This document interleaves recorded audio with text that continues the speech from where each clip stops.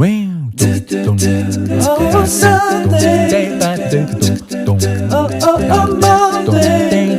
welcome to Liani'S blog.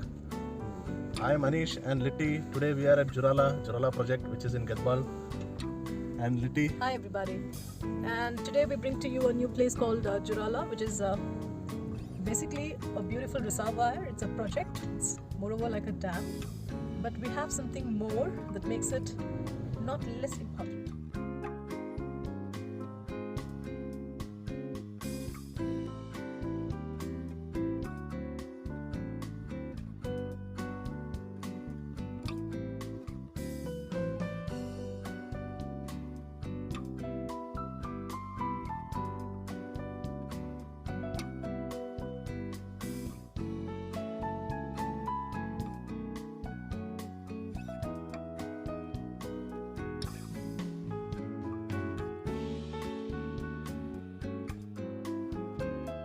Here we are at the gates of the Jurala reservoir.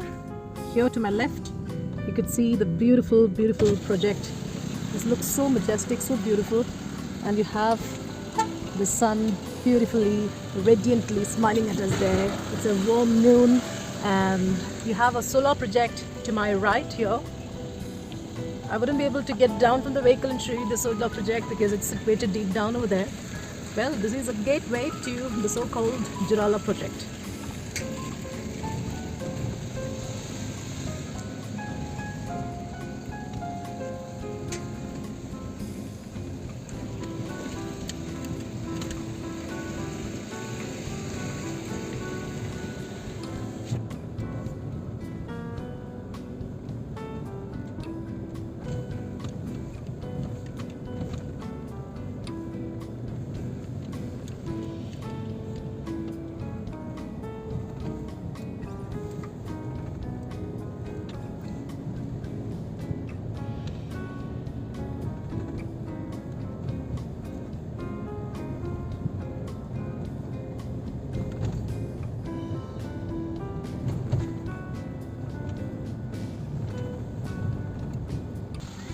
So that's what we have here at Jurala Dam or the reservoir. Look at that. It's a beautiful place for you to hang out, and this happens to be a place which is not much known to the people. I do have the people going there to the water, though it's not so safe for the people to get down into the water. I wouldn't suggest that, but yet to observe this place and to see the scenic beauty, it's never less than a sea rather. It looks more like a sea. You could see the horizon over there. Maybe like I could say, my eyes cannot locate the edge of the waters here. It's moreover like a sea. It doesn't look like a reservoir. It doesn't sound, or it doesn't feel like a reservoir when you come across this place. You have the sun glistening over there. It's so beautiful, such a scenic view. And this is to my right side when I stand. Alright. Now when I turn left, you can find the vehicles here to the right. You can see the vehicles coming in. A lot of people make their way to the so-called Jurala reservoir. Now here you can find a lot of people spending their time with their families, and there's more that we have here. It's not simply the scenic beauty that we have. Now when it comes to the place called Jurala, let me make it very clear to you. This place happens to be some 50 kilometers away from Raichur, and as I said, not everyone is aware of such beautiful places. Of course, India has not run out of the best places that it has. Well, stay tuned as I take you further to the so-called reservoir. You also have people fishing here. You could find a man there in his boat catching fishes. I'll zoom that for you. It's quite busy, but he seems to be enjoying this thing. A lot of people, we have a community of fishermen here, and I must tell you, many of them actually earn their living bread selling fish here.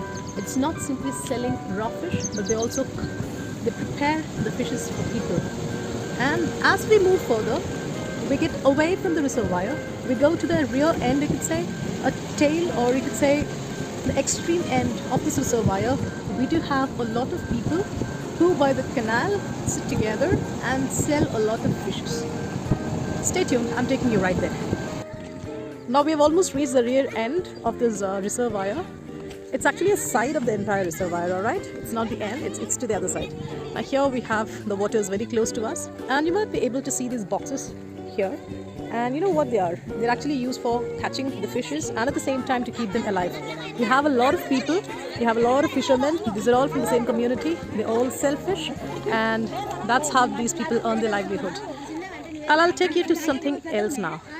You can see the woman here wading to the the water. She's going towards the fishes, and you have live fish available here. So they're so raw, they're so beautiful, and they are really, really fresh. So they are caught from the reservoir, and in these places they bring them and they're all preserved in the water so that they don't die and they don't have to be added with any sort of chemicals for their preservation.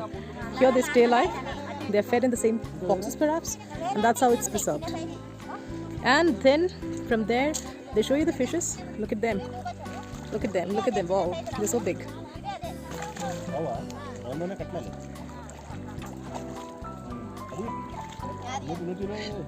They keep negotiating for the prices and others, but trust me, the better you're at negotiating the prices here, the better you're better at bargaining the prices, you take home a better catch.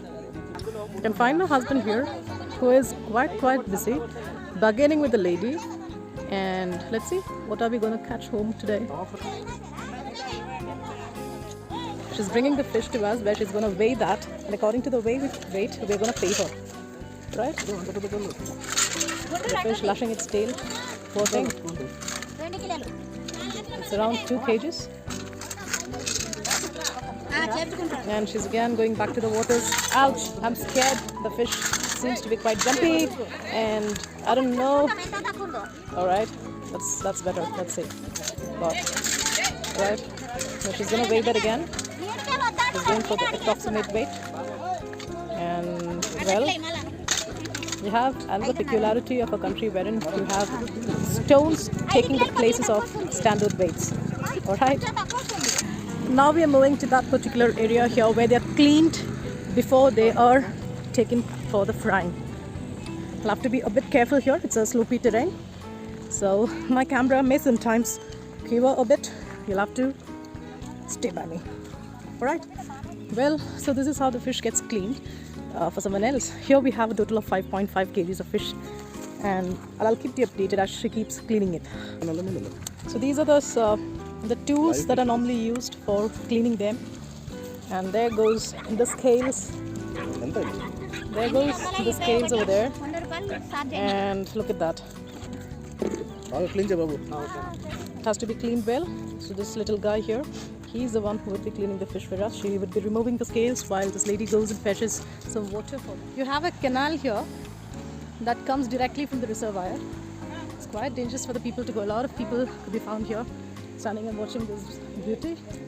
A lot of them quite busy. Now I am following the guy here, and he's got the fish cleaned. It's quite ready with him there, and there is a bit of leg work or foot work for me to do.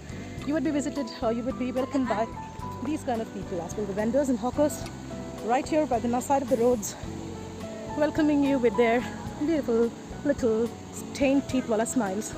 Well, here as well you have a lot of stalls wherein you'll find a lot of women selling fishes. Now let me tell you, most of these women who sell fishes here have their husbands or the men in their families who go fishing every single day, and these people clean the fishes and get them fried in these so-called little huts and sheds that you see ahead. There are lots of shanties here, and under these shanties they clean and they make curry and roast and fries of the fishes that we purchase here. So it's up to us to select the fishes, to go there, get it cleaned, and to get them cooked. So here we are at last in another shanty wherein this lady is going to clean it again before it goes for the cooking here. A lot of men could be found eating fishes everywhere, and that's what they're going to do. And by the time I was walking, Ani is ready here with his vehicle, and this is what the place looks around. The sun almost hiding itself behind the trees. It's beautiful. So till 7 o'clock is what these people provide the service, and we need to get it cleaned well before it goes up on the fire. Now they have separated the pieces for tawa fry as well as for curry. The pot goes on fire there. Now she has placed tawa on the stove, and there for curry It's gonna be get ready. Here is our car.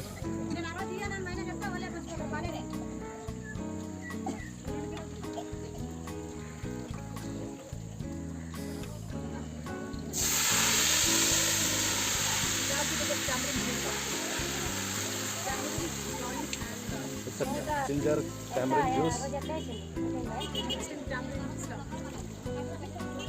mixed with tamarind stuff.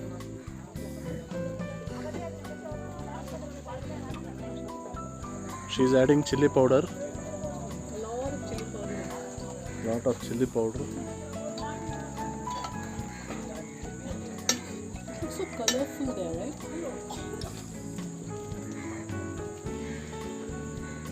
Looks so bright. Yes. I've never seen a picture of this sort. Normally in Kerala, when we make dishes, we come from the land of fishes. We come from God's own country, Kerala, but there we have a very different way of preparing fish. We first marinate the pieces, we add some sort of spices and condiments into it, and then we pour water and we bring it to a boil. But here the water is boiled first, the broth is made first, and then the pieces are added into it once the broth starts boiling.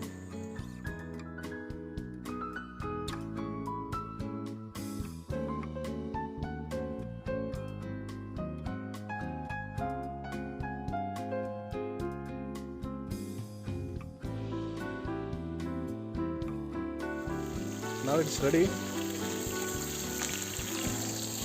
She is going to take out of some tawa and lay on a paper plate. It looks like very tasty.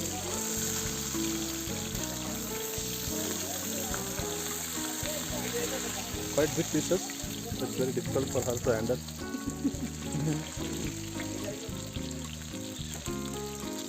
She's got her little one standing right next to her, and she's also learning the art of cooking. She's here to help her mother in cleaning and washing the cheeses. And there we go with the final piece. Yeah. No, there is one more. One more tray to come in. Yeah. Alright. And she's applying chili powder on top of it. Now, this is the first time I've seen somebody do this. We never have powders, right? Yeah. We never had chili powder once it is done. Okay, maybe this is the way they make it more tasty. Now she is cleaning the tawa for the next trip.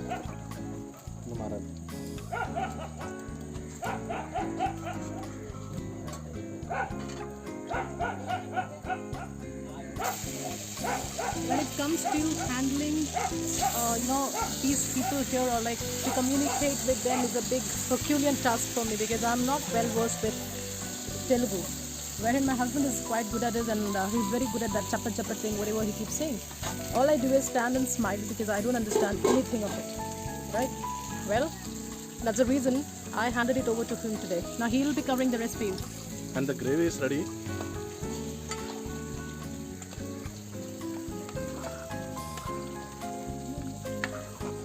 And the pieces she has put into the gravy.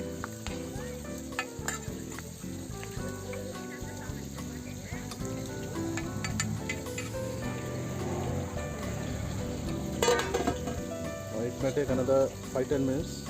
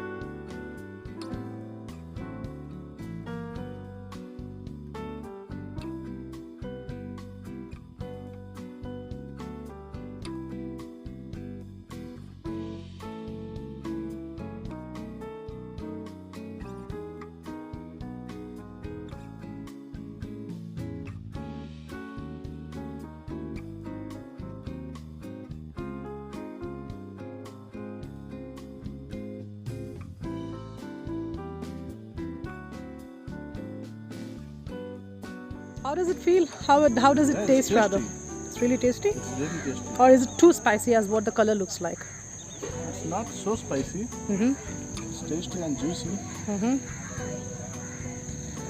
Alright. Masala, everything is perfect.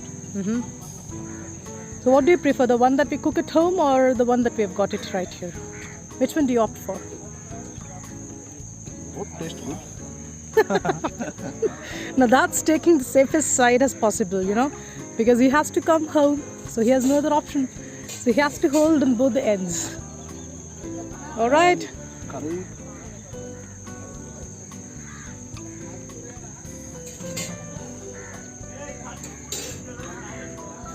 Yes, very tasty it is. That's nice.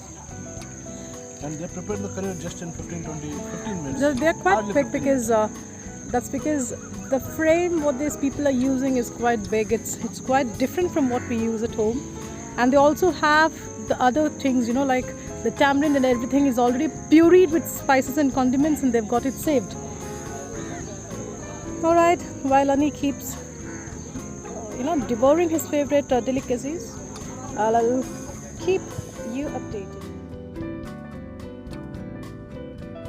While we entered the premises of Jurala Reservoir, it was quite sunny and it was bright.